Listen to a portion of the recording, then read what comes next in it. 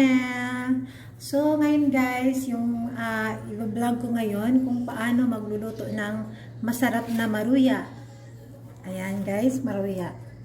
So gagawa po ako ng maruya. So may dalawa kaming plato na po ng maruya. So ang gagawin ko is paano siya lutuin na masarap. So, alam naman natin na masarap, pero ituturo ko po yun sa inyo kung yung aking version para alam nyo kung paano siya gagawin. Pero bago po ang lahat guys, sa mga hindi pa po nakapasubscribe sa aking channel, so guys, subscribe nyo po yung aking channel at huwag kalimutang pindutin yung notification bell para updated kayo sa aking lahat ng mga videos or mga tutorial na gagawin. So, umpisa na po natin magluto na ating masarap na maruya.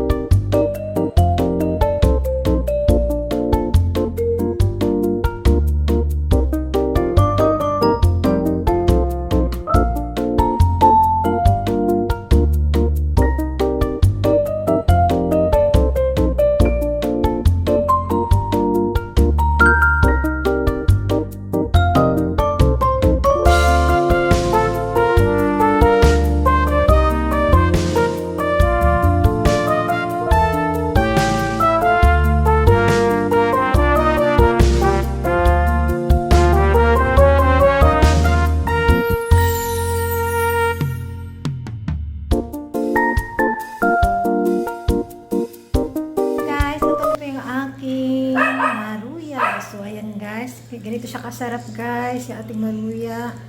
So kain po tayo guys. Kain po tayo ng aming maruya. So mainit-init pa po siya. Sarap siyang kainin. So thank you guys for watching. Sa mga hindi pa po na-subscribe sa aking channel, mag-subscribe po tayo channel at pindutin yung verification bell para updated kayo sa aking lahat na gawing tutorials or yung mga video. Thank you so much. Hanggang sa muli. Paalam. Banana.